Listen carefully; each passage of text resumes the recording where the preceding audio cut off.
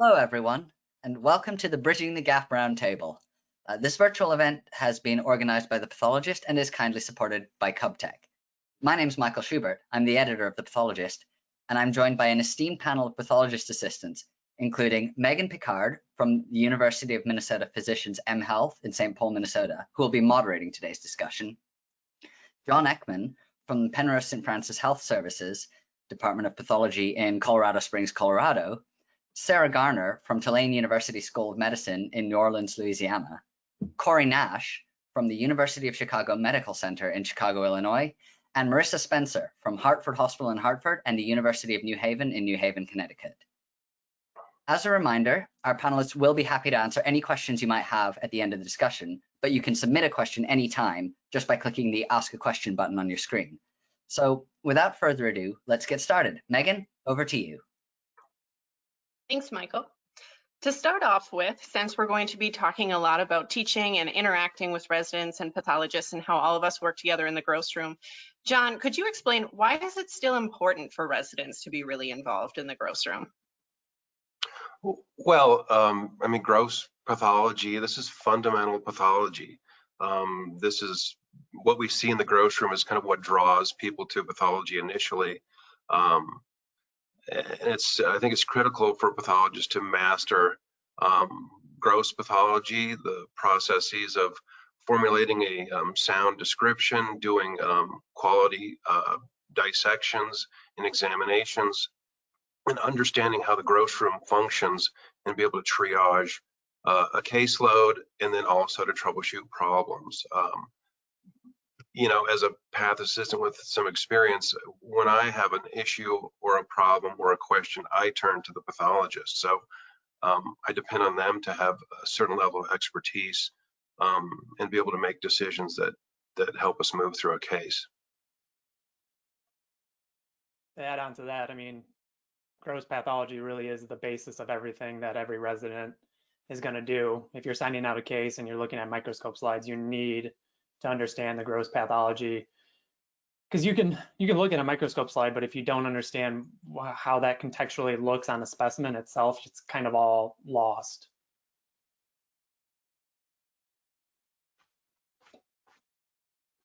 Yeah, agreed.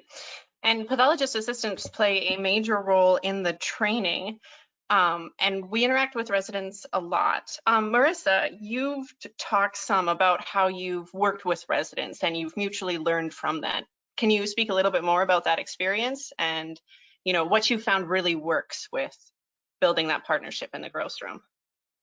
Absolutely. I think what I've really learned as a teacher is that it's incredibly important to give feedback, both positive and negative. Positive feedback goes a long way. I feel like we don't frequently hear much of that as PAs, and we don't frequently give it. We always kind of say no news is good news. But the reality is giving that positive feedback, even if it's something small, like, hey, you prepped that specimen wonderfully, and the resident who grossed it had a really easy time doing so because of how you prepped it. That is so rewarding, I think, for residents, and it builds a really strong relationship with them so that when they are learning and they have questions, they feel more comfortable because they feel like you believe in them. I think that's really a big part of resident training, is reminding them that yes, you're doctors, but you're still students, you're still here to learn. We, even as PAs, learn something new every day. That's one of the most wonderful parts of our job and our profession. And that it's okay to not know everything, and it's okay to ask questions, and building a good relationship with trust and them having confidence in themselves because you've instilled that confidence in them, I think really makes working together a lot easier, and they'll feel a lot more comfortable coming to you with a question or a concern. Yeah, I would add being able to relate to where they're at in their training. I tell them, I was there one day. I remember the first time I stepped up to the gross bench with the dictaphone and felt like I was on a stage and everyone was listening to how I was going to dictate, and things I've learned, the hard way by making mistakes. So I think once they understand that, yeah, that's right, everyone has been there. The residents ahead of them, the pathologists, we all started out this way. So this is just their turn, and to be patient with themselves and understand it's a process. I think that's one thing too I really have learned the most throughout my career is that when I first started, I was like, why do these residents not know what they're doing? They don't care, blah, blah, blah. But then as you start working, you realize they have 800 million things they have to learn, 800 million things they have to know and handle at the same time, especially when they're on surgical pathology. It's like a very difficult balancing act. And so over the time, I've started to learn okay, they're not, quote unquote, skipping steps or anything like that because they don't care about grossing. It's just they have so many other things that are on their mind, or maybe they're having a bad day, or maybe they were screening slides and a pathologist was like, oh, you got to go and do X, Y, and Z. So that took me a long time. I just remember distinctly in the beginning thinking residents just don't know what they're doing, and now I've realized residents know what they're doing. It's just they're still learning, and you have to kind of guide them along the way. To go off of that, a lot of the residents have no knowledge of this when they come into residency.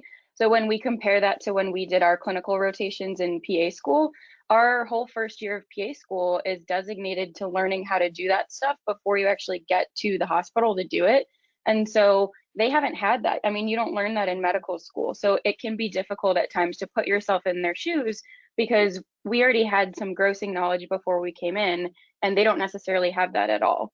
So I think it's really important to always remember to put yourself in that actual learner's shoes and make sure that all of the teaching stays student focused. Right. And additionally, oh, sorry, Corey. I was just going to say additionally that a big part of training is, we do a lot of boot camps and training in the first year. And I think that there's this expectation and pressure that, oh, I need to know how to do everything by the end of boot camp.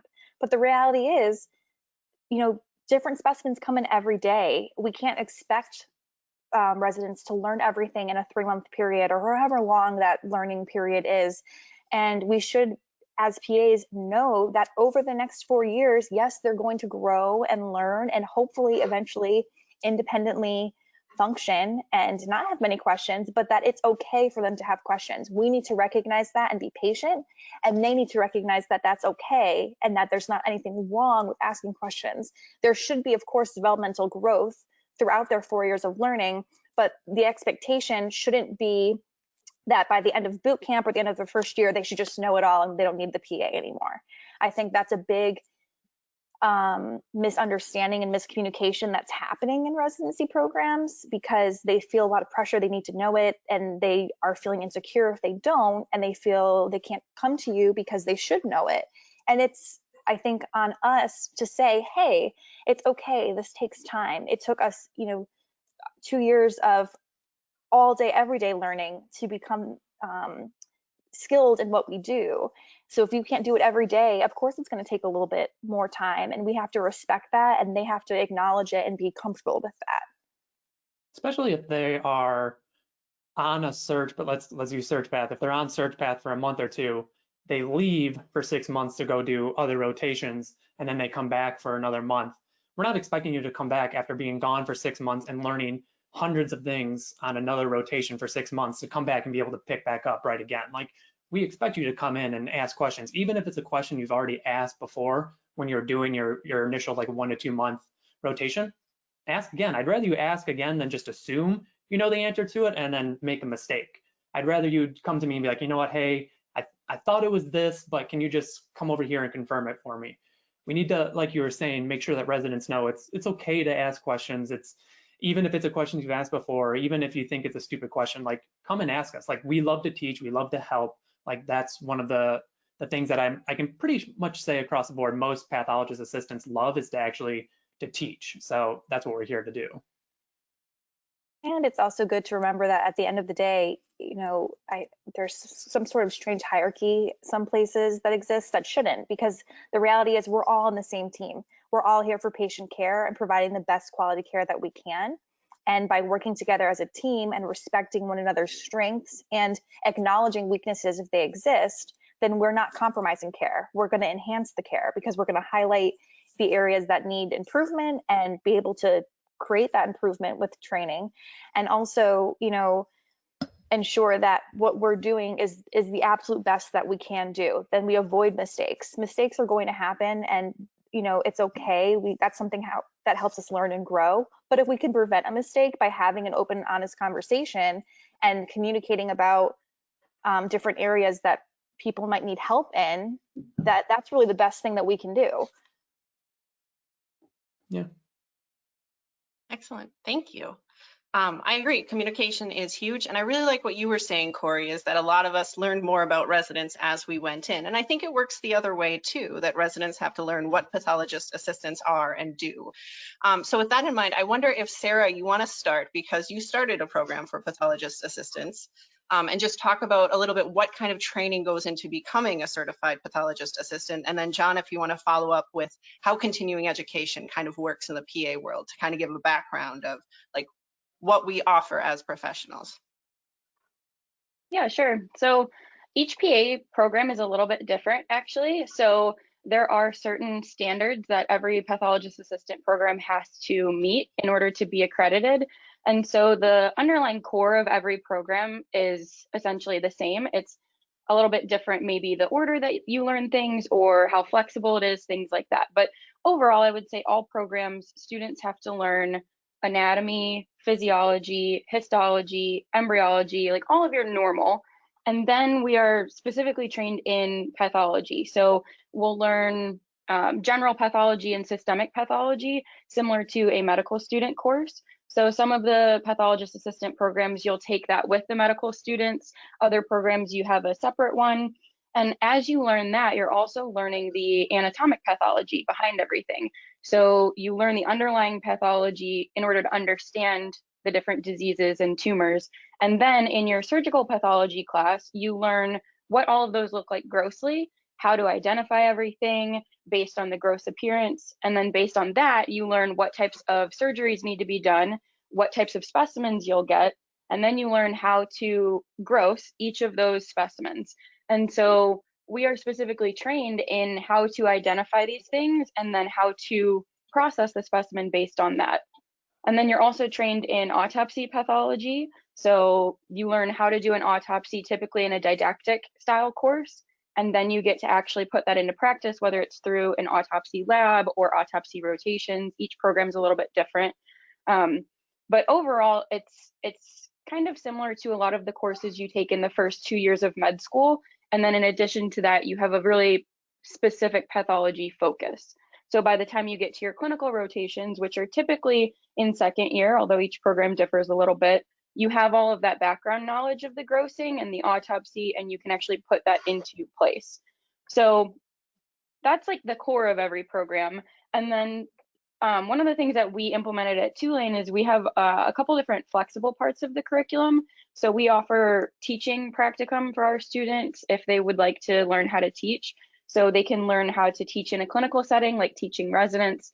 They can learn how to teach in a didactic setting. All of that is taught if they want to learn it.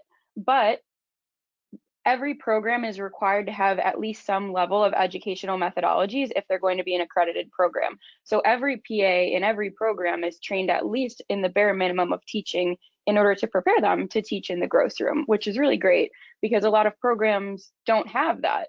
So everybody gets experience in that at some level.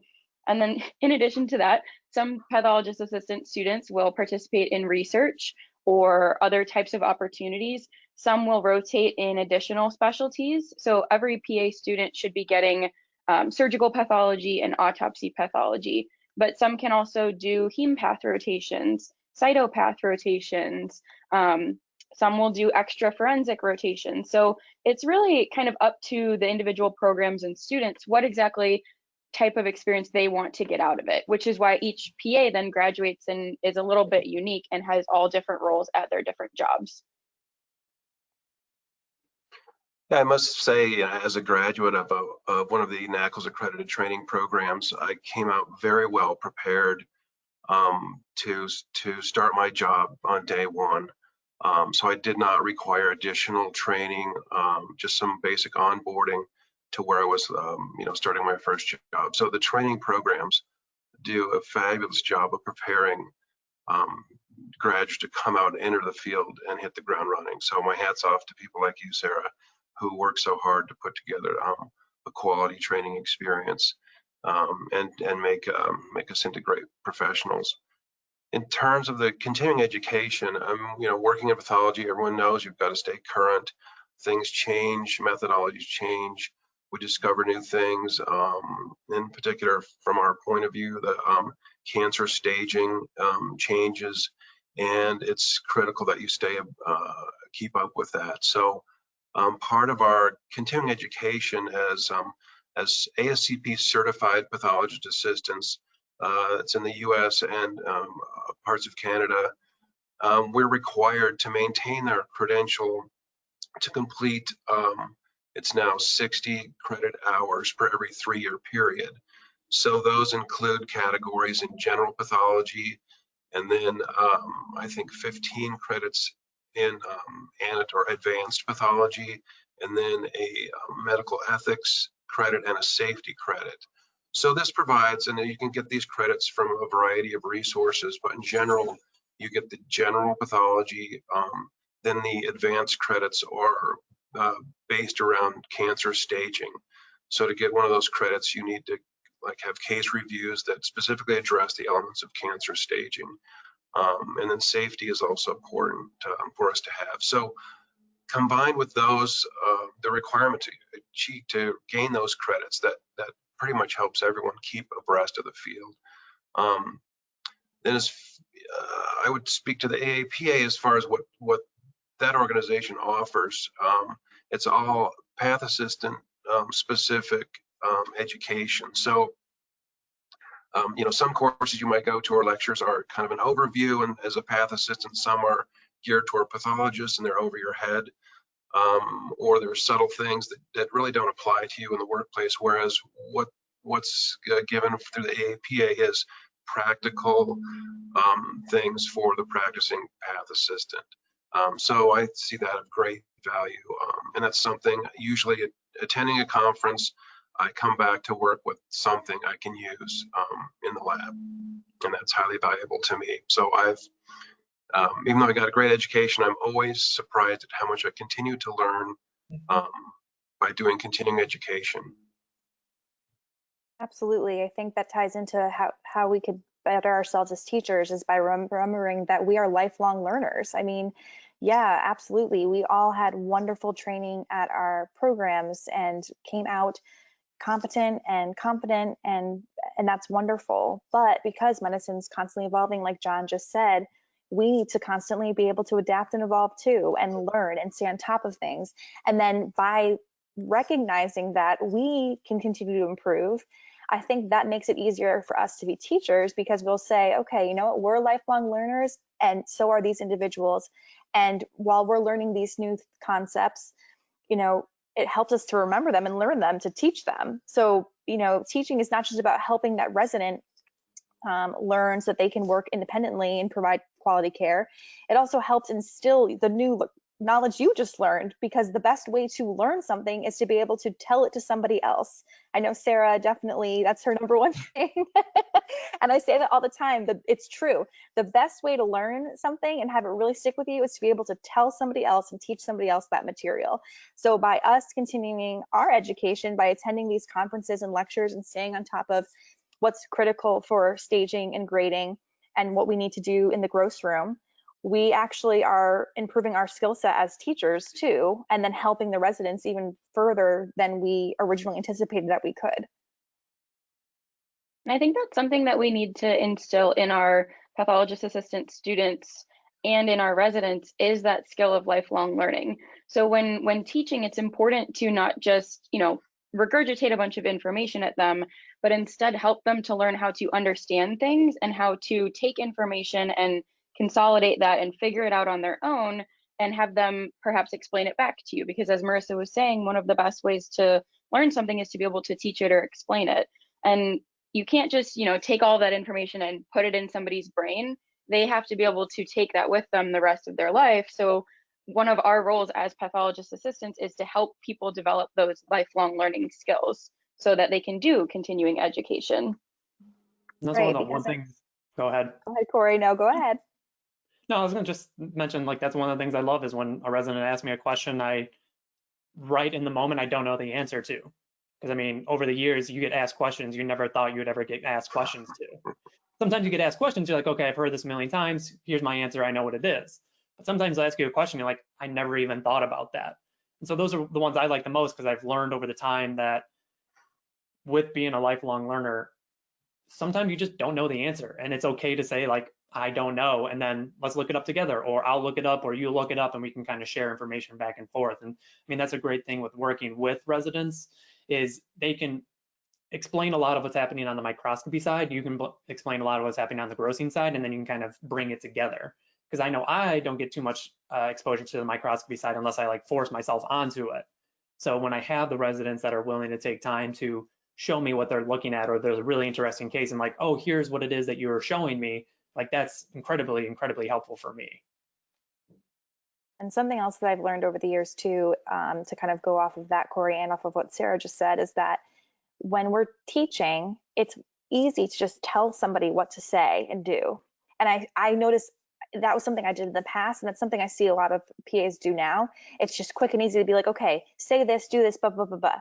But then we get frustrated as educators when it's not retained, right? So now we have a student or a resident that doesn't remember the steps because they didn't actually think through the process. They just took what you said and ran with it, and that was it. So was that case excellent? Yeah, because they did exactly what you wanted them to. They wrote exactly what they said, they took the exact sections, and there was no complaints, so you got the job done. But they're not going to retain any of that information because you just spit it out to them, and they didn't actually have to absorb it, process it, and apply it. So I think another thing we have to do is not get frustrated with a student or a resident or any learner if they're not retaining the information, and first take a step back and say, okay, how did I actually explain that to them? Because maybe I did just shoot it out because it was quicker and I'm busy. Yeah. And maybe I didn't actually say to them, okay, let's go through the process and talk about why we're sectioning this the way we're sectioning it, why we're submitting what we're submitting, and really take the time to go through those critical thinking steps. That's something that I still think, you know, as an individual who works at a busy facility, I know I struggle with that still to this day. And I have to remind myself, okay, you know what? They're not getting it because I am not explaining it in a way that's making them think through the process. And that's on me. You know, you have to be able to recognize that in yourself and say, how can I better assist this individual? And I think that's part of it too, recognizing that you are going to continue to develop your skills as a PA, continue to grow, continue to learn in multiple ways, not just at the bench with, you know, or at conferences with staging, grading, and new things, but also just learning how to better communicate and enhance another learner's experience. I think that that's something that's really important that we all recognize and try to do. And just quickly too. No, go ahead, Corey. I was just going to say very quickly, the benefit of that too is if you do that and take the time, they understand the importance of gross pathology and what it is that we do. If you give them a quick answer, they're never going to appreciate it. But if you take the time to explain it, they're like, oh, this is the importance of gross pathology. Exactly. And if you explain to them, you know, for this specimen, you'd shave this margin, but think of what you'd need to see under the microscope in order to sign out this case. If the tumor was here, let's say, would you still shave it? Because what do you actually need to see in order to sign it out? And then it kind of comes full circle and shows them this is why you're doing it, not just how to do it or what to do. You're teaching them how, and you're also showing them how that gross pathology correlates with the actual slides and the sign out. Yeah, I would agree. Marissa, you said two things that I really want to go to is that you emphasize that we need to, as PAs, keep learning how to be better instructors. And for that, I will say one of the continuing education projects we're developing for PAs within the AAPA is actually a whole preceptor program that's going to focus on things like giving feedback, you know, all the things that have just been said so eloquently and beautifully by everyone on this panel. Like, how do you do that if you're a PA that's new to the field? How do you develop those skills yourself? So we're really looking forward to that.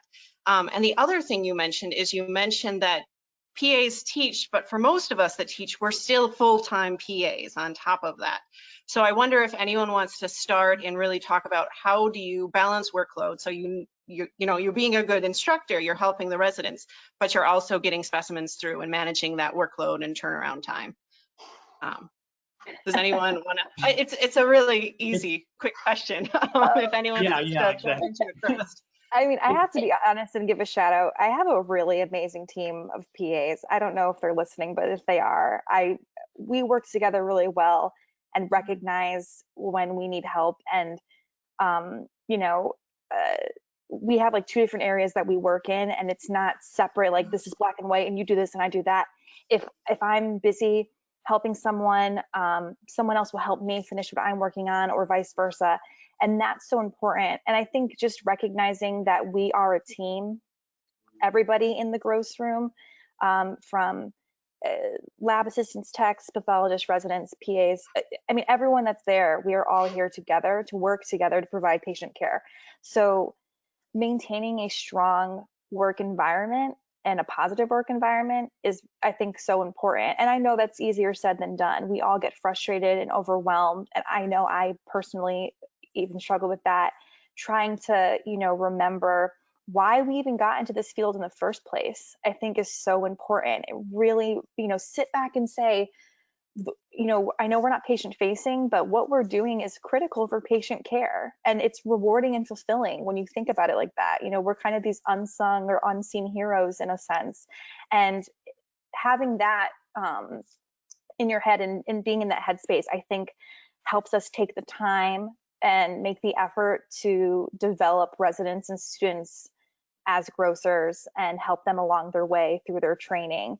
And then instilling that in your colleagues and your coworkers and helping them remember that too. You'll all want to work together for the same end goal.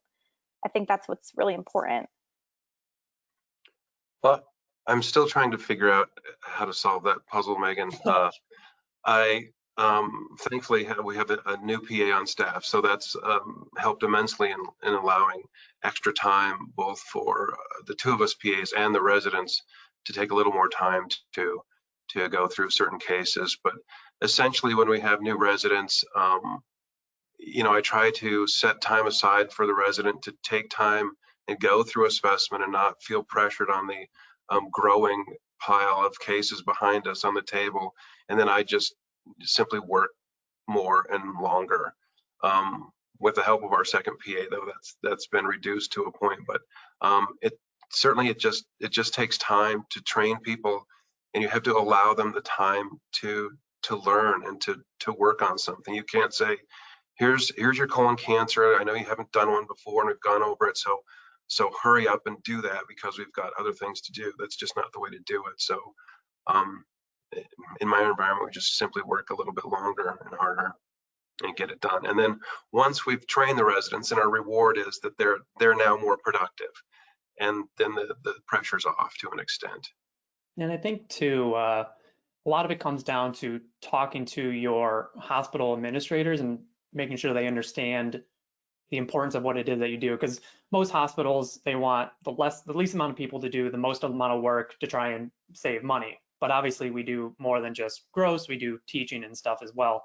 And hospital administrators might not look at it that way, and they just like, oh, okay, you're just grossing, it's a technical job. You don't need a lot of staff. So I think a lot of it too comes down to making sure they understand the importance of what you're doing besides just grossing, so that you can get those extra PAs. Because I'm sure we've all run into this problem in this situation of like, we need more PAs, we need more just staff in general to help out. And they're like, no, it takes 3-5 years to get an extra PA. If you can start that conversation with your administrators, your hospital administrators, and also your pathologists and your attendings, and make sure that they understand the importance of gross pathology, because that's an issue we've all run into, is that certain attendings don't understand the importance of gross pathology because maybe they just haven't done it in a long time. So getting them on board too will also help, because then you can try and convince the higher ups of like, hey, if you get us an extra PA, yeah, it'll allow us to get more work done, but it also allow us to actually teach residents appropriately and spend the time with them that we want to spend the time with. Yeah, I would say we also, during busy times, we also spread the responsibility a little bit. So encourage the residents to, you can always call a senior resident. Certainly you can always call a staff pathologist. They're also available to teach when it's busy and we're overwhelmed. Other people can help too. And we find the senior residents, they enjoy coming in and going over a case with a junior resident. And so that's helpful for them to also hear a different perspective as well. So we do some of that. Yeah, I think it's important to be able to recognize when you actually need help and be able to ask for that. It can be really challenging to balance time, but I've found that the one thing that can keep me motivated, even if you're tired, you're busy, you have 50 million things to do, is thinking about the bigger picture, no matter the situation. I mean, if it's in the surge path lab or autopsy, then you think, okay, think about that patient. If you need to stay till 9 p.m. to finish that lymph node search, then you do that for that patient. You don't think about yourself and that the fact that it's 9 p.m. and you haven't eaten dinner yet. You are thinking about that patient. Or if you're in a undergraduate class or graduate class, medical students, whatever the case may be, if you don't put that work in the beginning, it's only going to hurt them later, and honestly hurt you later if you're their teacher, because if you don't spend the time to teach, let's say, a first-year resident or a first-year medical student properly, they're going to come at you as a third year saying, I don't understand this. And at that point, it would be even harder to teach it to them. So I don't know, I always just try to put myself in the bigger picture, never think about actually in that moment what it's taking out of you. Think of the long-term effects of it. And it's always better to do it right the first time, even if it's hard, than to try and come back and fix it later. So that's a lot easier said than done, but I think it's just always nice to just step back and remind yourself of, not yourself. It's so true. It's true what John and Sarah and Corey all just said, that if we take the time in the beginning to train them, then when they are senior, they'll want to come back and help because they'll actually know the material, they'll feel confident in it, and they'll remember that you helped them. And they'll say, oh, you know what? Corey was so helpful, when I was learning, and I see he's struggling. He's got a million things to do right now. I can help him now and pay it forward. And that's such an awesome thing. And that is, I think, hard because, again, that's like a 4-year process sometimes, right? You're really thinking ahead. But the reality is, I've experienced that. I've seen, first years through their 4th year, and as 4th years, they're so strong and helpful and kind. And it's awesome to see that they want to help the team.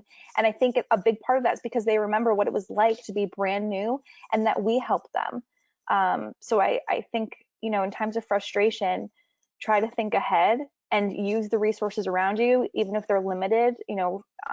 Go to a pathologist, go to a colleague, go to a senior resident. Those are all really great things that you should try. Yeah, in talking about going to ask for help or involving the pathologist, from your perspective, what can attending pathologists who want the residents to be more involved in grossing, who want them to realize the importance, what could they do to encourage residents to be more active in the gross room?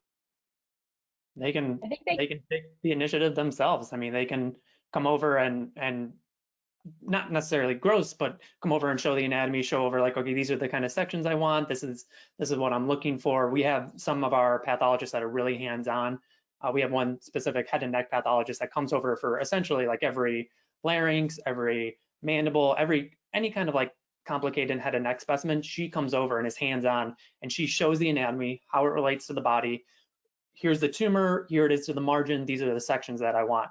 So I think the best way is to have the actual, and I should mention too, our pathologists aren't close to our gross room.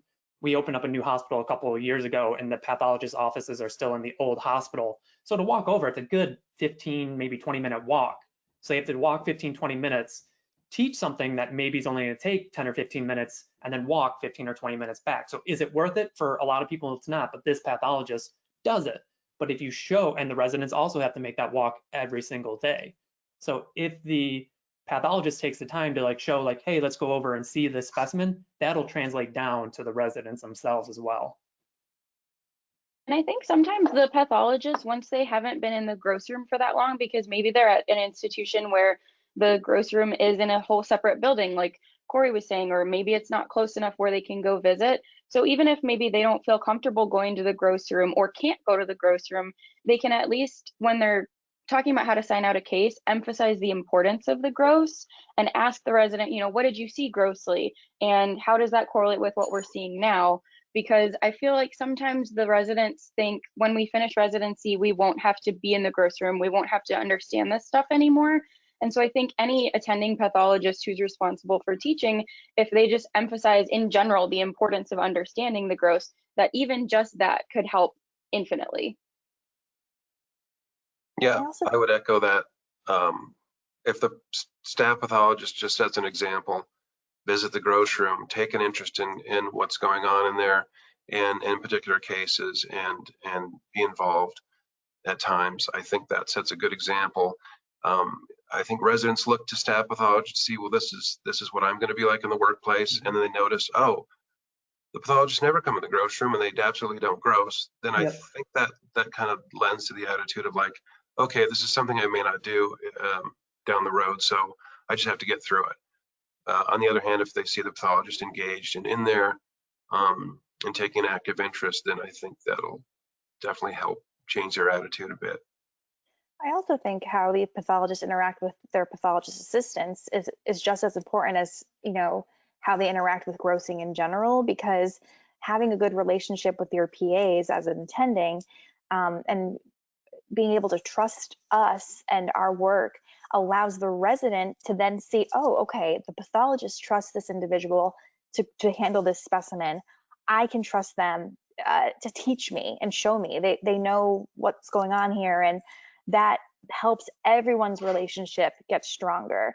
And I think that's an important piece too, is that having attendings recognize the work that we're doing as important and demonstrating that in front of their residents, whether it's at the scope while they're signing out, or just even having a nice, comfortable conversation with their PA about a specimen or about grossing in general.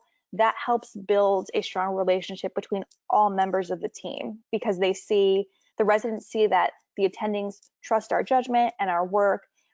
We have a nice open relationship together. It lets the residents ask us more questions and feel like they can trust our work and have an open conversation. And then we can also do the same thing for them. We can comfortably go to them if there's a problem, or comfortably go to them to praise them.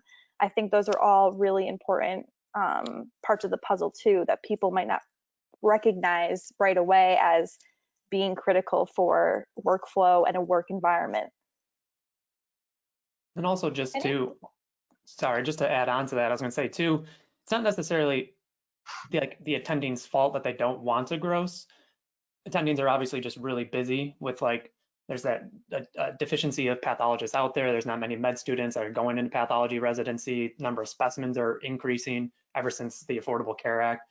So all those things means that they're just basically at the scope, like they just don't have time to go over. So it's not necessarily that the pathologists don't want to, I don't think, too, because when I do have the pathologists that come over who don't usually come over and they're showing like the anatomy and how to gross, you can tell just by the way that they talk that they really, really enjoy it. And you're like, oh, I wish you would actually do this more often. So I think it, again, just back to kind of what we first originally said, it's the pathologists have to take the initiative to want to like come over to the gross room. But I think pathologist assistants out there, sometimes there might be a little disagreement between them and the pathologist, because they think that the pathologist doesn't care. But I think from my own experience, it's not that the pathologist doesn't care, it's just that they also have a million things that they're trying to do. So sacrifices, you got to make sacrifices for the residents, because those are going to be the future of pathology. I think something else that could help is relating the gross pathology to patient care. Because in pathology, whether we're in the gross room or at the scope, it's hard sometimes to remember that patient because you're not physically face to face with them like in other specialties. So if at sign out, when you're going through the staging, you could talk about how, you know, if you saw this grossly, that means that this patient is going to have this stage, which means they're going to have this treatment. And if you saw this grossly, then they're going to have this. So an example might be, I don't know, if you see histologically, you see renal cell carcinoma in the adrenal gland, let's say. But if grossly you weren't paying attention and you didn't note if that was direct extension or an actual separate metastasis, that could mean two different things for that patient. I mean, and that goes with a lot of different types of specimens. So kind of if the pathologist not only emphasizes the importance of it for what we do in pathology, but kind of, again, that bigger picture, like how that gross is then going to affect that patient and all the clinicians that have to treat that patient too.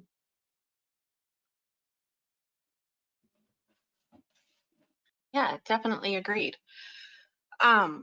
And going forward, of course, we've all found that with the advent of social media, there's multiple different ways to teach. And as a group, you know, all of us considered pathologists, residents, and PAs combined, pathology is, you know, often kind of in the background. So Corey, do you want to talk a little bit about your social media presence to kind of encourage people to interact with pathology?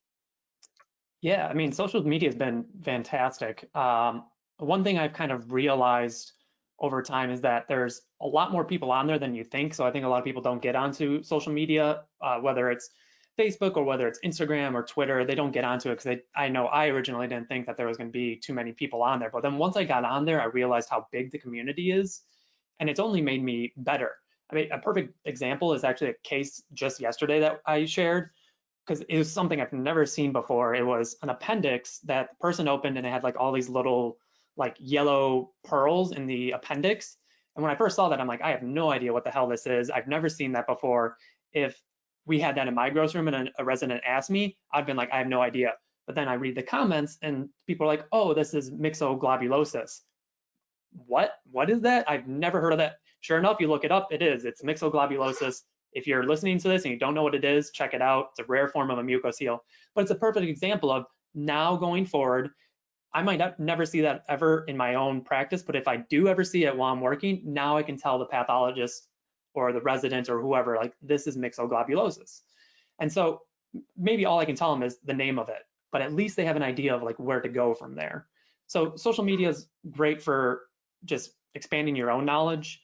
It's good for connecting with your residents and kind of giving you a background of what it is that they're actually going through. That's been a benefit of social media for me, is getting to see, you know, what are the issues that residents are facing, and you start to see everything that they're going through, and you're like, okay, they really are just stressed out because they have a million things.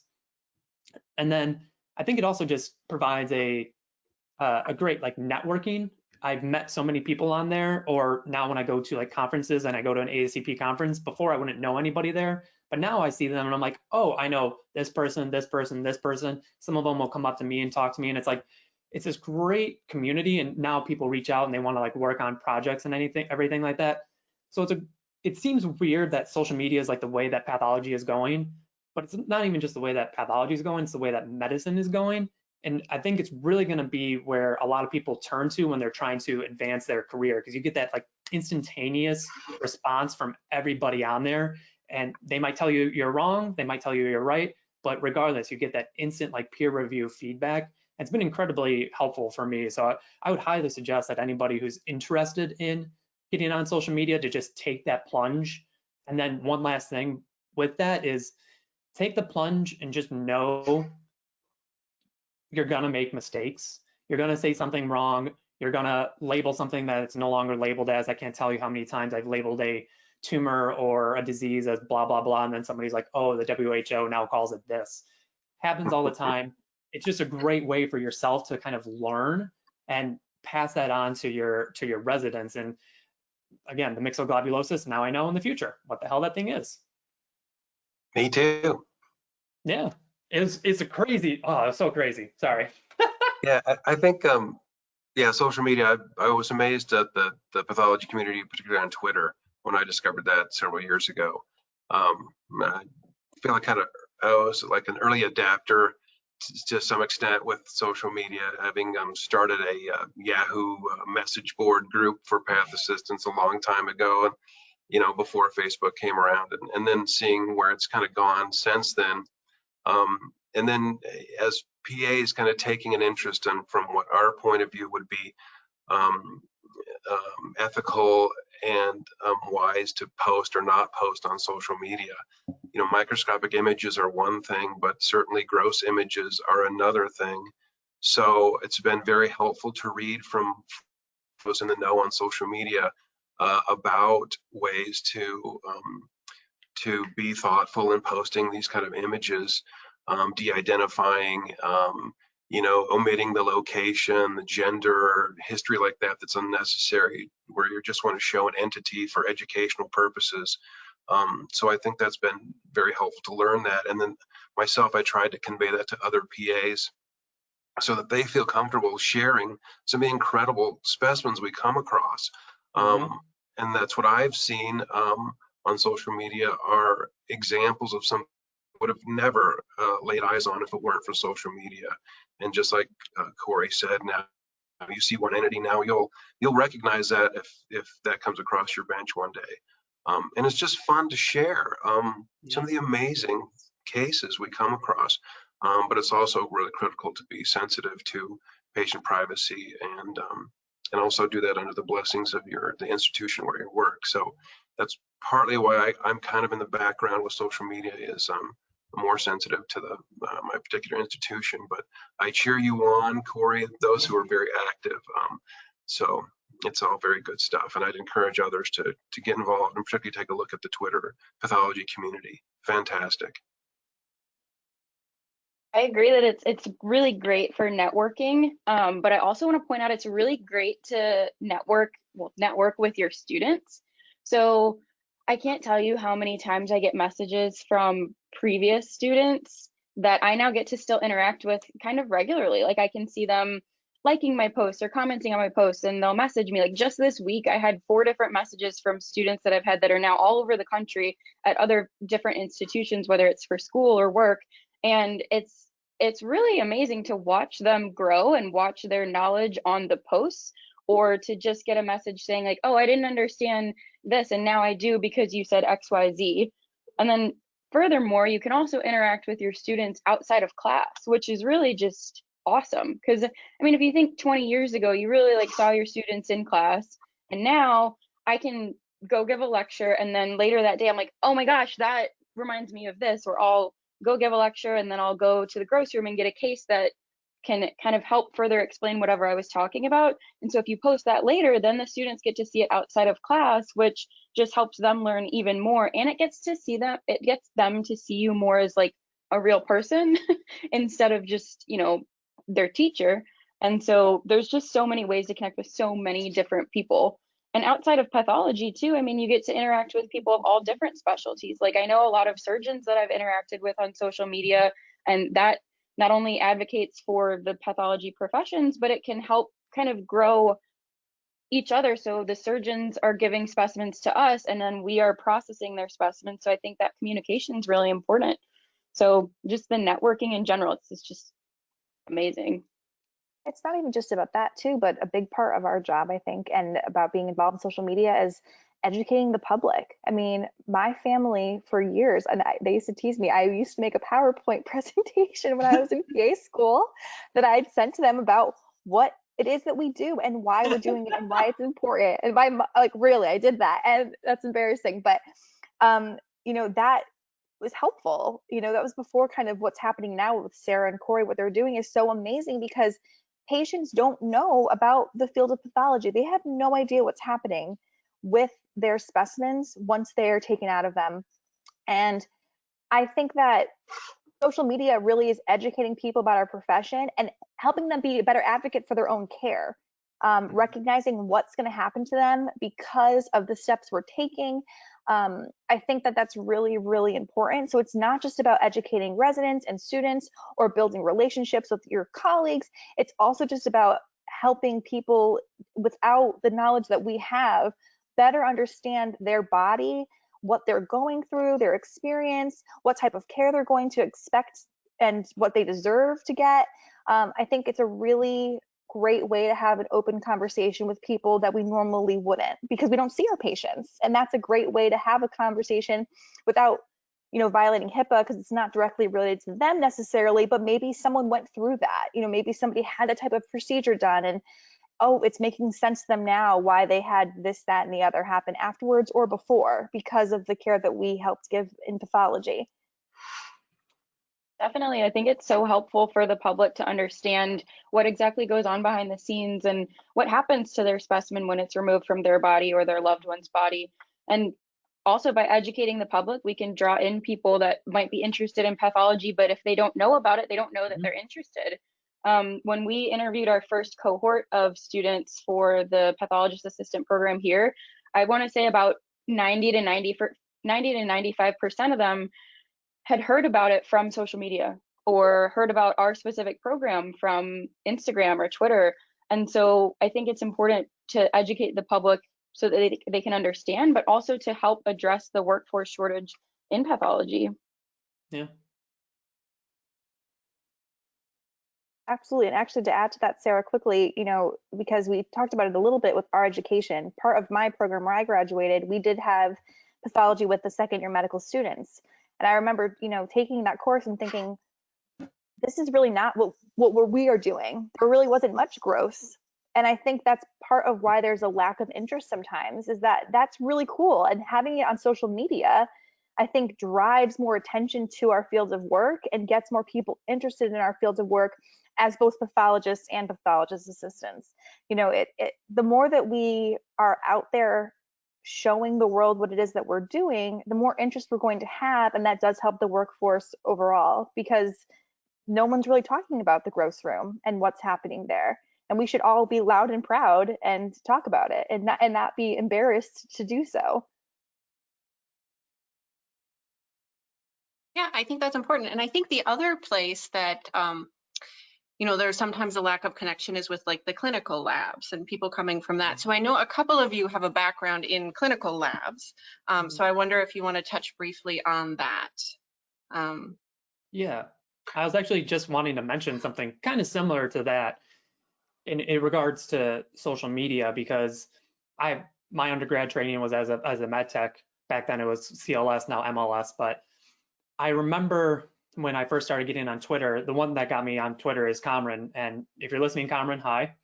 And one of the things that I've seen him do is he helps run the MLS program at Loyola University.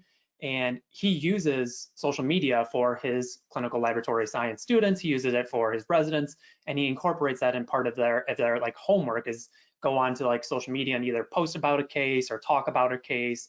And so for me, it's been really helpful because I can go on there and I see things that I haven't, because I graduated in 2009 from my undergrad program, and haven't really, because I basically went right into a pathology, as working as a tech right after that, so as an anatomic pathology tech. So I've kind of forgotten a lot of the clinical side. And then over time, through like social media, I've been seeing all those things, and it's just been like, oh, I remember this. I remember the coag. I forgot about the coag cascade, but now I'm like reading about it, and it's just like things are popping in my head again that I just completely forgot about.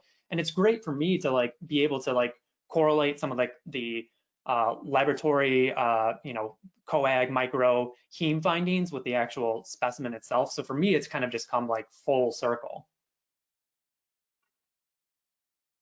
Yeah, I'm a former medical technologist, and having that background, even though I did it for kind of a short time before I went to PA school, having that background helps me understand how the laboratory functions. So if we get a misrouted specimen that comes into pathology, I know, well, it should go to micro first, or this is a hematology specimen, or those kind of things. Also, looking at charts for autopsies, or, I recognize lab values. And so anyway, all that background has been very helpful to me. And then I think back to when I was a medical technologist, I did not know what was going on down the hall in histology and what the pathologists were doing. So knowing that now, I try to introduce that to my clinical pathology colleagues that come through the lab and peek in the grocery room, like, what is that? And I take the time to go, well, this is this kind of specimen, and this is why we're sampling it, and this is the pathology, this is the normal part, and they really enjoy that.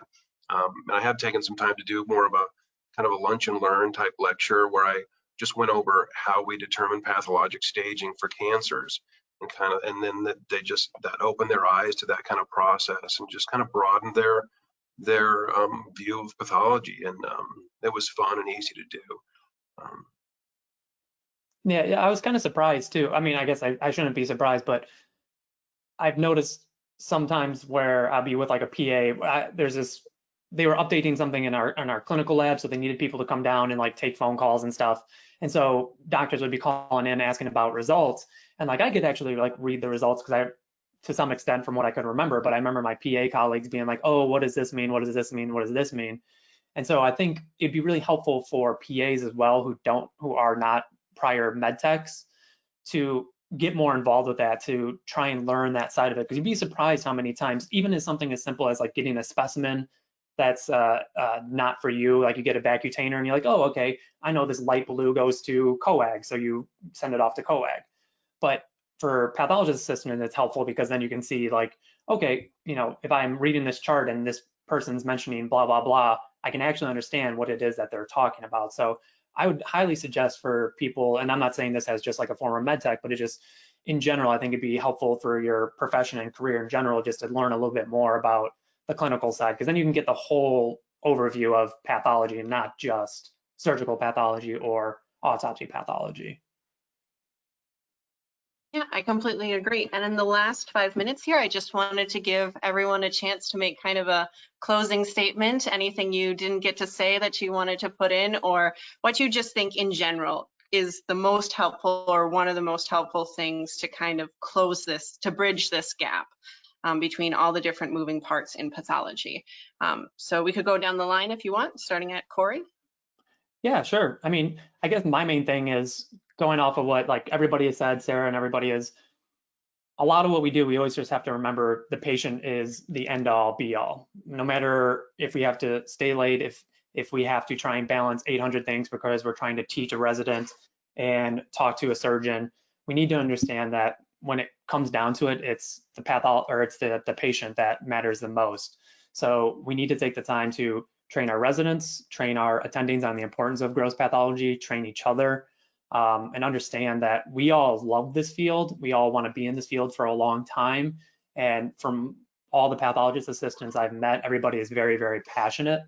And so if we can take that passion and put it towards the patient, I don't ever see a negative outcome from that.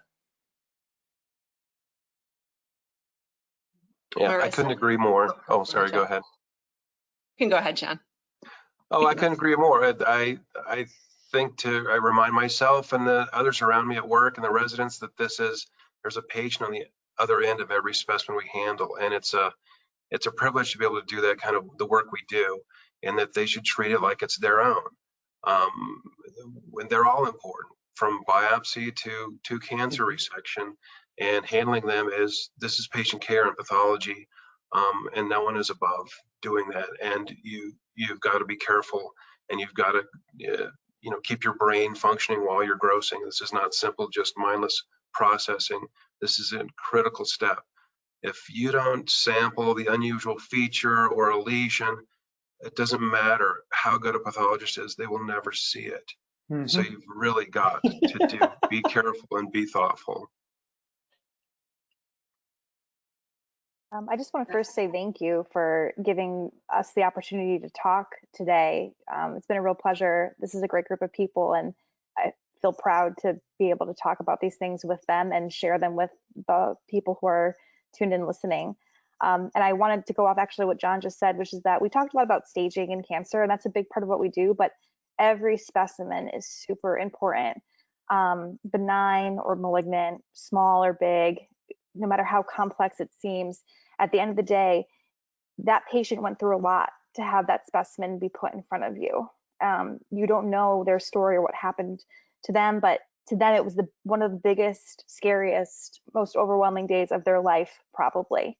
So that small little biopsy or benign specimen that you think is pointless, or, oh, I don't really care about this, that's not relevant to them. And I think that's the most important thing to think about when you're working, is that to that person, this was a very big deal, and they're expecting the best quality care that they can get. And you, as a pathologist assistant, resident, attending, whoever you are, it's your duty to honor that and make sure you're giving all patients the best quality care that you possibly can.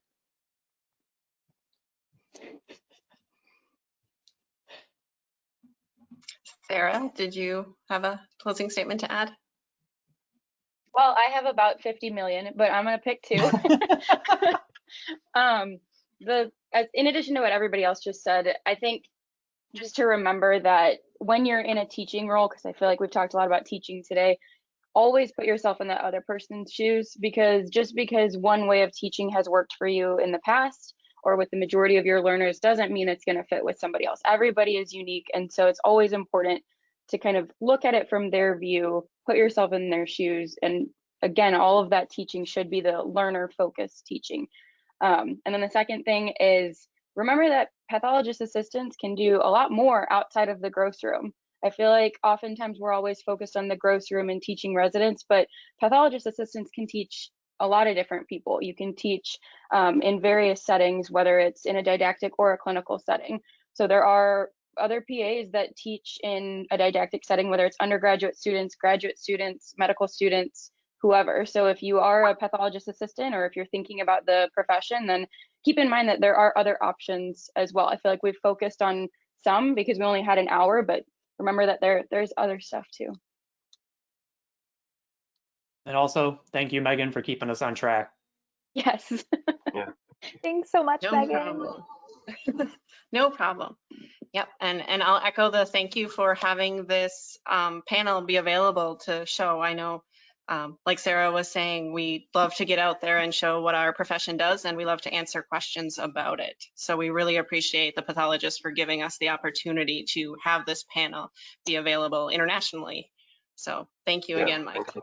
and the whole team at the Pathologist. Yes. Oh, thank you so much. Thank you for being here. And thanks for that great discussion. So it's really clear that there's a lot to learn on all sides. I just want to let everyone know we're ready to start the question and answer portion of the roundtable. So, please feel free to continue to submit questions as we go, and we'll try to get through as many as we can in the allotted time. So I'll start with the first question, which is about the value of PAs in the gross room as a whole. How important is gross room workflow in minimizing overall turnaround time from sample to result? And what tools do you use for that? John, I know you gave a lecture or a comment on thing on this at ASCP. If you want to start us off. Certainly, to be proficient in the gross room is key to starting the turnaround time. I think if, as a path assistant, you can manage your workload efficiently, you might prep some bigger specimens earlier, shift to other specimens that can go through to be processed down the line, and then come back to specimens that have been prepped. So, and I think that just takes some experience. I try to convey that to the residents as well, to assess what you've got coming from the OR schedule, assess what you've got in the gross room, and then budget your time so that you can get through these cases, not just leave the big case at the end and then be surprised that, oh, no one opened this colon, that's been here all day, for example. So I think, those are the few things you can do to reduce turnaround times, is not delay cases or wait and cut the big case at the end of the day, and then it's not going to be able to be processed properly in the tissue processor, or you could have done that earlier in the day. Things like that. Yeah, and I mean, I think that's too really where pathologists kind of come in, and that's one of the things that we're really, really good at is if you've been in your gross room for a while, you understand the workflow. When a new resident comes in, again, they're doctors, but they're not like doctors. They don't understand everything that happens, and so they might be really good at multitasking, but not multitasking within like the gross room. And so that's where we can kind of step in and show them, like, you need to prioritize this, then this, then this, and maybe they'll get the first two and not the third one. So you're there to kind of help them along the way. But that's one thing I've realized, is that we're really good at multitasking because that's what we do every single day. We don't come into surgical pathology for a month or two and then leave. We're there every single day, 5 days a week for our entire career. So I think it's really helpful to have a pathologist assistant in your pathology lab, because we can handle that workload and those multiple things that are happening at the same time to ensure that things get out on time to histology, to the pathologist, so that the patient can get their results. Yeah, definitely. I think when the residents are kind of going in between rotations, they may forget the specific protocols for one lab. Even if they just did a surgical pathology rotation at a different hospital last month, the protocol may be a little bit different at the hospital that they're at with you. And so having somebody there as just a constant is really helpful. Another thing that can be really helpful for pathologist assistants utilizing us is minimizing going back to the bucket, so we say. If you miss a section or forget something, if you have to go back and take that section afterwards, for anybody listening that's not in pathology, that can really affect turnaround time, because it doesn't just magically become a slide. You have to cut it in, make sure it's fixed, put it through the processor, embed it, cut it, make a slide. And then if you need special stains, that also is additional time. And so it's important to get it done right and efficiently the first time, because if you have to go back and take more sections, that decreases that turnaround time a lot more, which I think a lot of people outside of pathology don't really understand. Yeah, I would echo off of what Sarah just said. As a path assistant, you kind of have a unique approach to a specimen. Essentially, I want to have one visit with that case. I don't want to go back. I don't want to delay it. I don't want to do an incomplete job. I'm not tempted to shortcut because I'm going to sign it out and I know what I saw anyway at the gross bench. So I'm going to handle it in a, I get the one visit, and I'm going to handle it and do a complete job. And I think that might at times generate some excess sampling, but you know that everything is addressed up front the first time, and it's a kind of a one and done unless there's a complicating factor or something unexpected found in that case. Yeah, agreed. And the pathologist assistants at most places establish a pretty good rapport with the surgeons too. So even before you start grossing, like we can ask in the moment, like these questions, like really clarifying questions about anatomy and what exactly they're looking for that can save time downstream in the process as well. Yeah, and to go off that too, what Megan just said, because we are there every day and we aren't rotating, we do get the opportunity to build a strong rapport with nursing staff, technical staff, surgical staff, surgeons, clinicians. They trust us because we're a familiar face. Maybe they've seen our name on a report before, and that opens up a conversation so that we get information up front right away if we need to comfortably, that we can then share and utilize when we're grossing a case, so that hopefully, like John just said, this is a one-time visit because we did the full evaluation and gave 110% for that case. In creating those relationships with the surgeons and each individual pathologist, you start to learn what each surgeon or pathologist wants. And so each person will have a little bit different style and preference. And so because you're there constantly and you create these relationships, you get to know that, and that can also help decrease that turnaround time. I've had a couple of follow-up questions about tools and techniques. So the first one is specifically that some are turning to X-ray systems to do things like locate biopsy clips. Have you guys used them? And for anyone who has, how much time has it saved? They're incredibly helpful. Where I did my clinical rotations, we didn't have any kind of X-ray machine, so I had to just do the old school method of taking super thin sections, being aware of where the tumor might be based on like the prior imaging, clock position, and stuff like that. Then once I got done, I started working in a place and they had an X-ray machine. I was like, this is the thing. And I swear, I don't know if this is actually true, but I feel like it is. I feel like the breast biopsy clips have just gotten so tiny. I've seen some ones that are larger now, but like I feel like they've just gotten smaller and smaller and smaller. So even if you just take perfect sections, of course it's going to be angled at a way that it's running like parallel to your section, so you don't ever see it. So having something where you can like throw it in a machine, and a lot of times too, biopsy clips will migrate.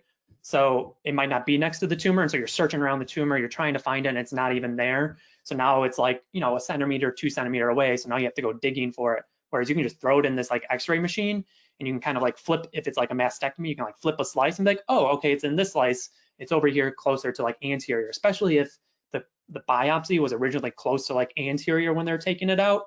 And maybe they got so close that the biopsy is like literally right there, and you would never think to check there, because why would there be a biopsy site right at your anterior resection margin?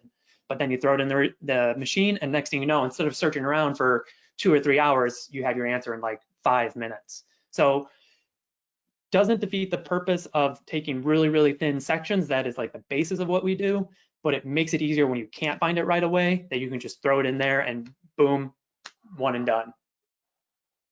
And also, we talked earlier about how medicine's ever changing and growing. I mean, treatment's becoming better for patients. So we're frequently getting patients with breast cancer that have been treated and have a wonderful response to that treatment, which is great for the patient, but very hard for us. If we don't have a way to image a breast and we're looking for a clip site, I mean, sometimes have 6 clips in a breast at my facility. And if they responded well to treatment, I can't find a biopsy site location or a tumor bed or anything like that. And that is hard. That's difficult. So these machines, I mean, save hours of time. And it also helps, I think, with teaching, because if you take an image beforehand, before it's even sectioned, and show a resident, it helps them correlate, okay, see, that's where they took the biopsy from.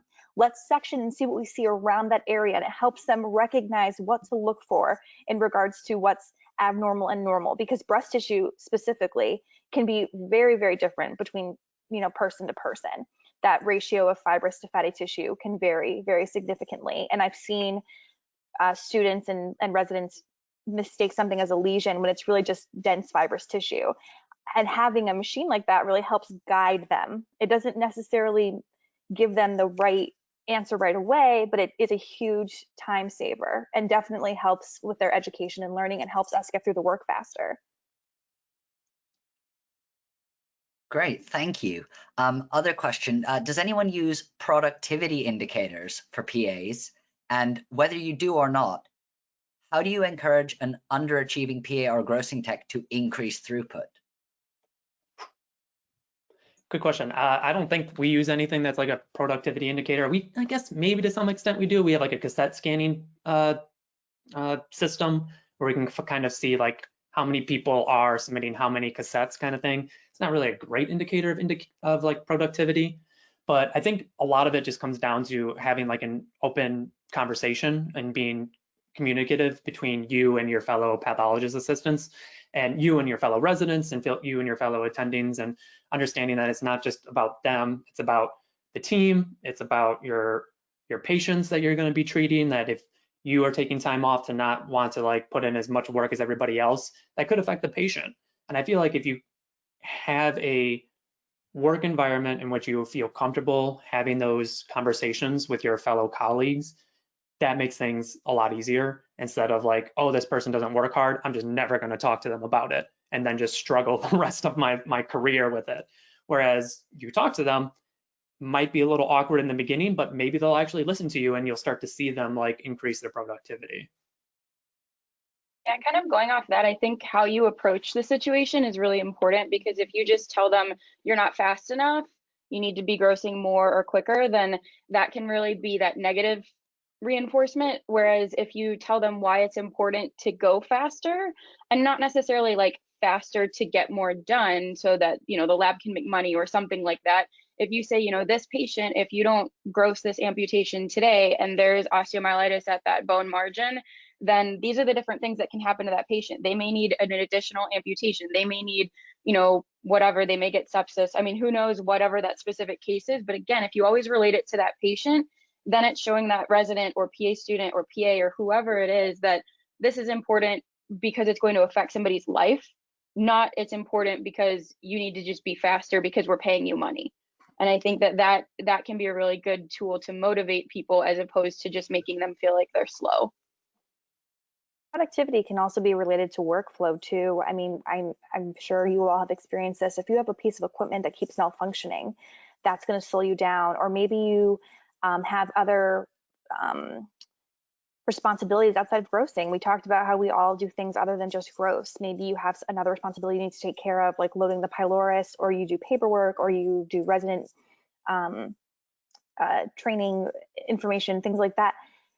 That takes time too, and that might be taking you away from the gross bench. So I'm not sure, we don't use anything like that. I don't really know much about productivity evaluations, but there might be something, an underlying cause for that person's productivity to not be as high as others.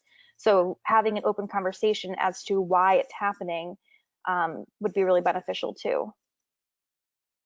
Yeah, I think, we haven't been able to develop ways to reliably measure productivity, in the gross room, partly because, like people have mentioned, there are so many variables, and you can't account for those. So you'd have to purely measure just the actual grossing time.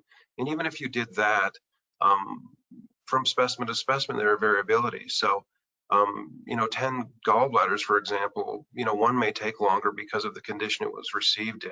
So it's really difficult to measure that. And I know there is a system, I think that came out of, I think it's Pittsburgh or New York, where they did try to do weighted time measurements of different specimen types. And at least it's a system out there. But again, the big drawback is the variability in a prosector's day and what they're doing. They're not just grossing. There's interruptions and other things, dealing with equipment and workflows where they come in by courier or locally through the OR. So I think that's really difficult to measure. In addition, if you think of modern technology, several things have been pushed on to those who are doing gross, would be using voice recognition and also being far more involved in the information system you're using. So if you're scanning containers and cassettes and correcting histology protocols that are assigned to different specimens, and also using voice recognition to dictate and then proofread and correct and so forth, that's a lot of other, constant variables introduced into the whole process. So I think that's just kind of a difficult thing to measure. In terms of speed, I think it's kind of a relative thing. You could kind of compare yourself to your coworkers and see that you're keeping up. But it's at a certain point when you go faster, you start to make mistakes, and now you've greatly reduced your productivity. So I tell residents and other coworkers that we don't get paid extra for going faster. We get nothing extra.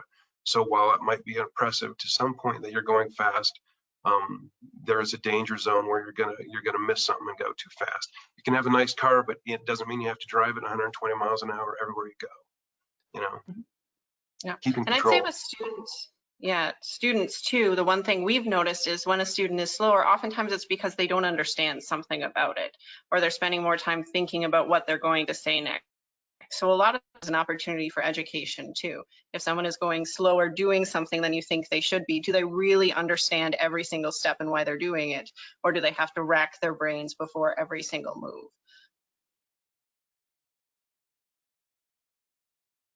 Thanks so much. So sorry, next question. Does the panel feel that it's also important for you to foster relationships with the surgical and clinical team as well, separate from the pathologists? Definitely. Yeah, I mean, we've kind of mentioned on it a little bit so far, but that relationship with your surgeon is incredibly helpful, because not only is it helpful for you grossing, but it's helpful that they come in and they know who you are. They know they've seen you for the past 5 years. They know that they can trust you. They can come in and be like, hey, Corey, I need to orient this mandible. I need to orient this, soft tissue excision. And so they can actually grab you, and they trust what it is. I mean, the big thing is trust. They trust that you know, because you've shown them over time that you know what it is that you're talking about. So not only just in like the actual gross room, but I've also noticed that carries over to social media, where there's surgeons out there that are talking to you and are praising your profession and being like, oh, these are great. You definitely want to make sure you bring in your, which is, to me, was unheard of, that I would never hear a surgeon go on to social media and say, oh, if you're in pathology, make sure you grab your pathologist assistant, because they know what it is that they're talking about. But we see that now, because we're so open and communicative with our surgeons, that they return that on social media, and then other people see that and they're like, oh, I didn't even know that was a pathologist assistant. Next time I'm down there, I'm going to actually talk to this pathologist assistant and see if they can help us out. So that relationship is beneficial for everybody.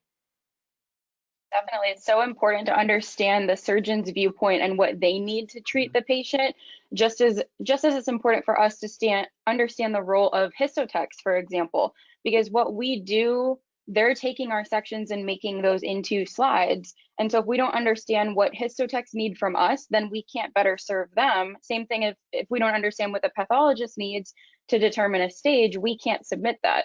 So if we don't understand what the surgeon is doing and giving to us, then we can't properly serve them either. So as healthcare in general has become more specialized, I think it's really important for everybody to understand the basics of everybody else's role in any profession. So something that actually we've started doing at Tulane is we have surgeons of all the different specialties come and give guest lectures for our PA students and talk about the actual surgical procedures. So they'll actually, like, we just had one recently where a surgeon came and she talked all about the Whipple procedure and how it's done. And it really helped the students to understand. It's upcoming in the webinar that's being released October 15th. Hey, okay. but it really helps the students to understand, like, if the surgeon is physically cutting here, that's why that's a surgical margin. That's why you're seeing what you're seeing and why you need to then section it and why it's important for the patient. So it's not just like having an open communication for frozen sections and things. It's actually kind of understanding the basics of what they're doing and what they need from us. And I think they need to have that same relationship with us, because there's definitely ways that you can remove a specimen that can make our lives easier or harder, which can then impact patient care. So I was just going to say that, Sarah. Yeah, that a big part of it is about trust, and also about trusting one another and judgment calls. You know, the surgeons will ask us, they'll call and say, hey, I'm going to do a muscle biopsy. How big of a piece of tissue do I need to get? And then we explain to them, you know, the size, and also not to crush it because it's going to go through this process, whatever. And they're trusting our judgment call to prevent having to rebiopsy that patient. And that's important, to be able to have a conversation like that. They know they're speaking to somebody who they can trust the information that's coming out of them, and then taking what we tell them and applying it to their surgery so that the patient gets the care that they need. So all around, it's important to have a good relationship with people that are part of our interprofessional team, not just pathologists and residents and techs in pathology, but everybody that's going to be on the same patient team. And to kind of go off of that again, I'm sorry, but when we were talking about using imaging for turnaround time, think of tumor board. So if we have an image of a specimen and we can do an entire mapping of the tumor, whether it's bone or pancreas, breast, whatever it might be, then we can present that at tumor board in a way that the radiology team and the oncology team, the surgery team, us, everybody can kind of see it and understand it, bigger, better picture that can then treat that patient better. Mm-hmm. Okay, I've got a question for Sarah here. Do you believe that applicants to a PA program are helped or hindered by a non-science undergrad degree?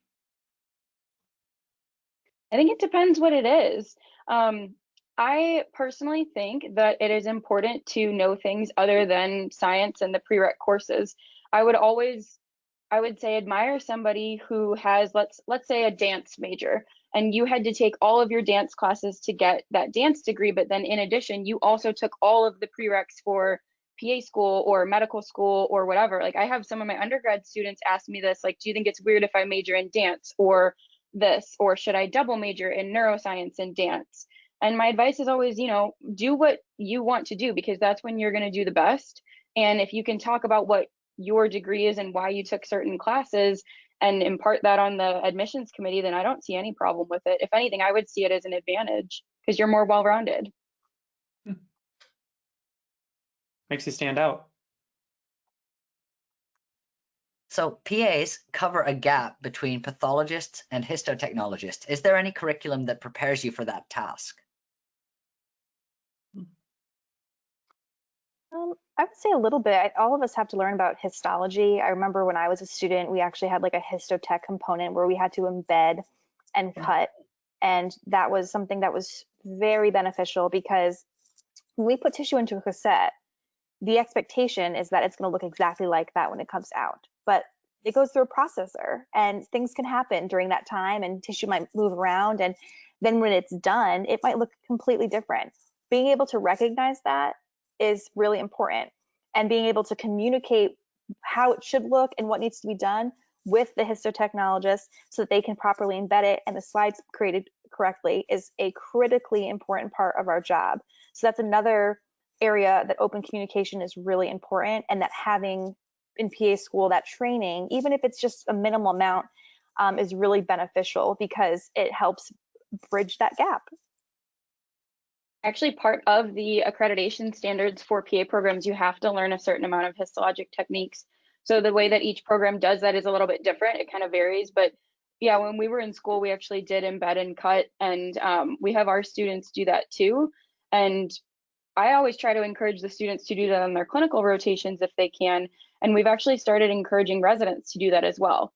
Because if the residents can even just spend a morning or a couple mornings with the histotechs, either learning how to do it or at least watching them do it, then they can really understand how they can take better sections so that their slides look better, so that they can make their diagnosis. So I think, again, it's always important to understand the people on other sides of you. If they're getting that tissue after you, you should understand what they need to do with it.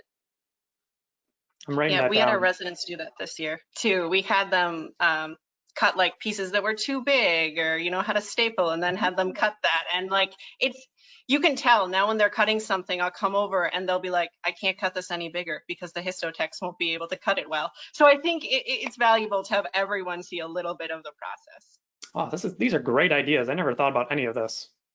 It's really fun if you take a section that's too big, and you know how you can't get the paraffin wax around the side, so when you put it in the water bath, it explodes and you can't get it on the slides. If you physically show a resident that, they're like, oh, that's why my slide looked bad. Instead of like, oh, the histotech didn't make me a good slide, they're like, oh, I made it too big, so it exploded. They can't make a slide out of something that explodes. It's also important, I think, for pathologists to recognize this part of our conversation and apply it, because I think, we talked about this. Residents have so much on their plate. They really do. They have a lot to learn. But even a few hours in histology is so beneficial. It really, really is. I think that is a game changer, and that it should be standardized. That should be absolutely part of their onboarding, part of their boot camp experience. But not everyone recognizes it as such a significant part of training, and why it's a significant part of training. So having a conversation like this more openly with your team could be very helpful. Yeah. And keep in mind that some of them, go ahead, Megan. Sarah.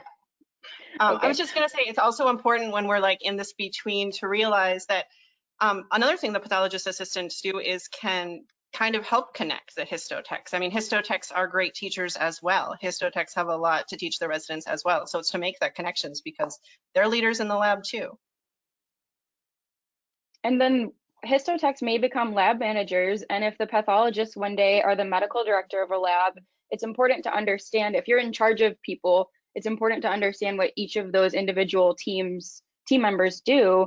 And so just getting them a basic understanding of what the histotechs have to do can help them be a better medical director in the future.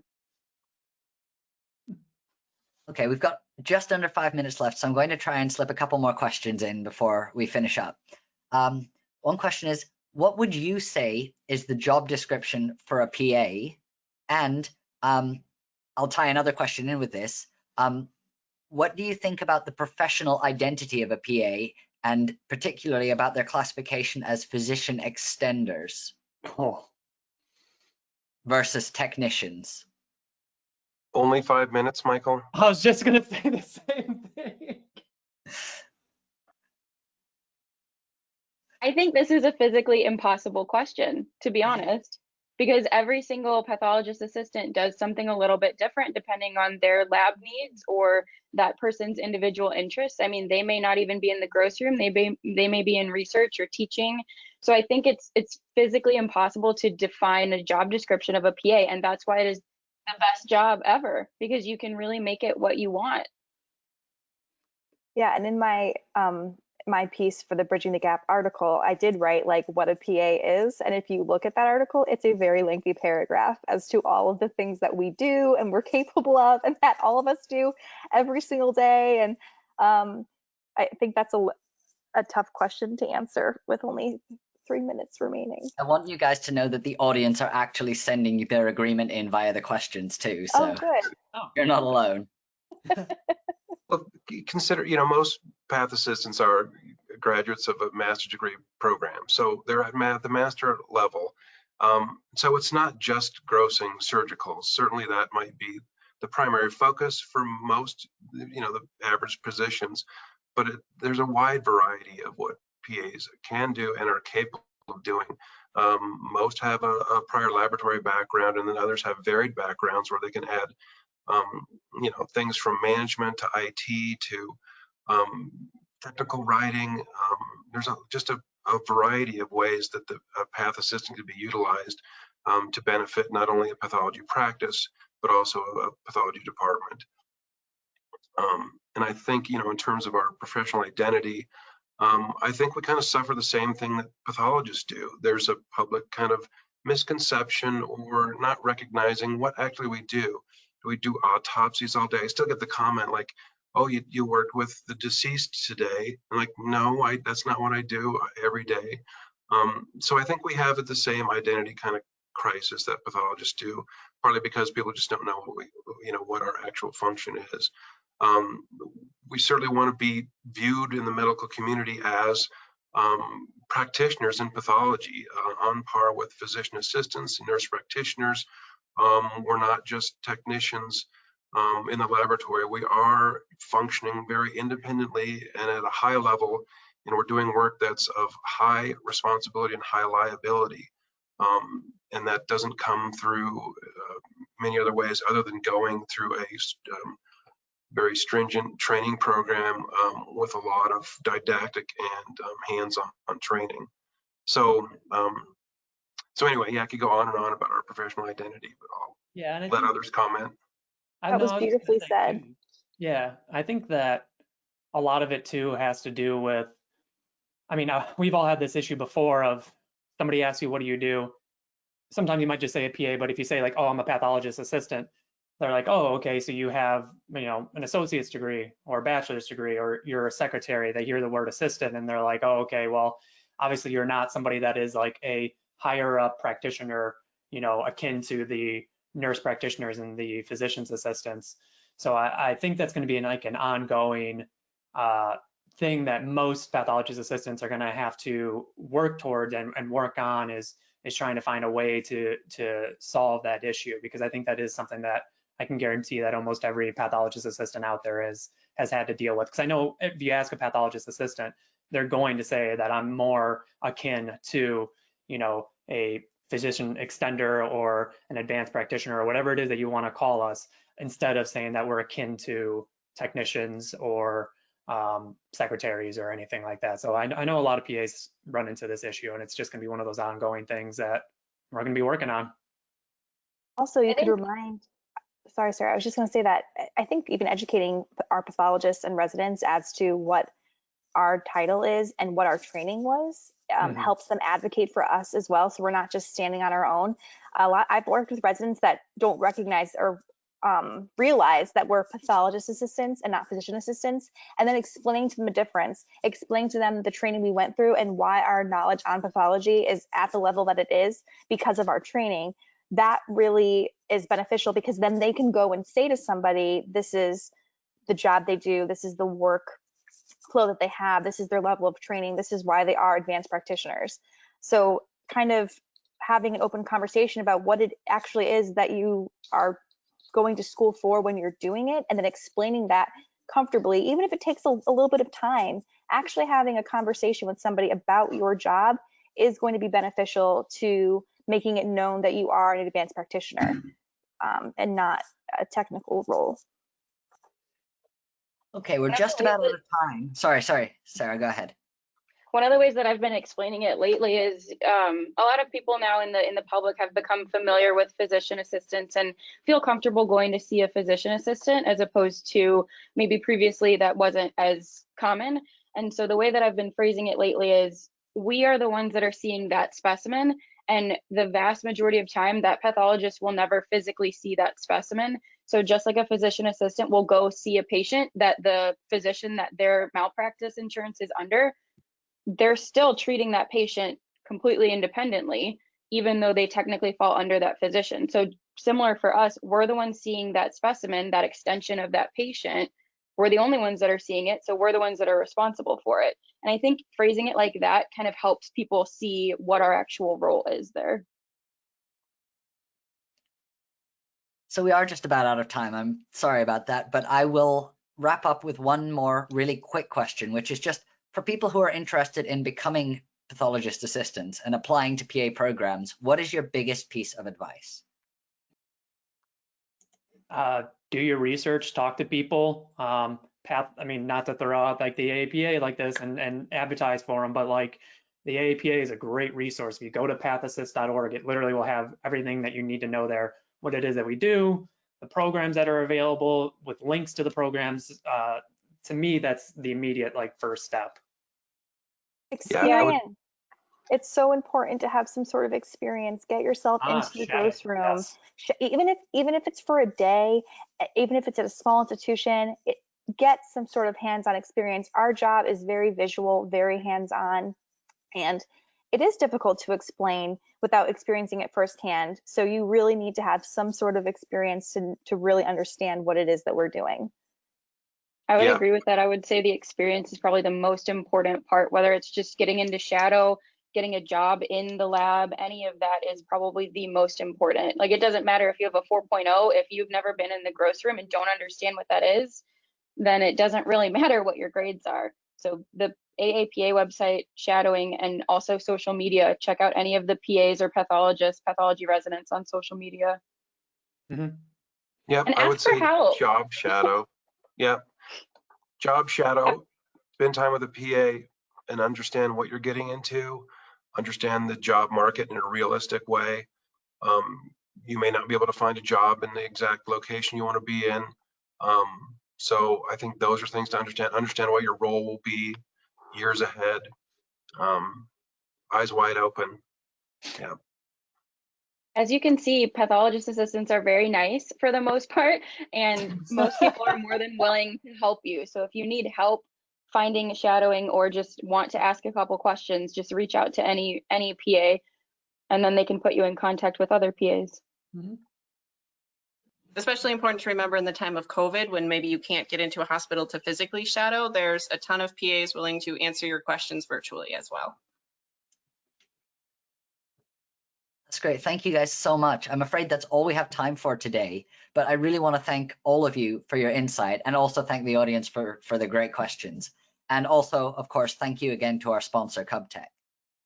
Just remember that this roundtable will also be available on demand within the next few days. So if you'd like to revisit any of the topics covered today, it will be available to you. And from everyone at the Pathologist, thank you so much and stay safe. Thank you. Thank you, you. Michael. Thanks, guys.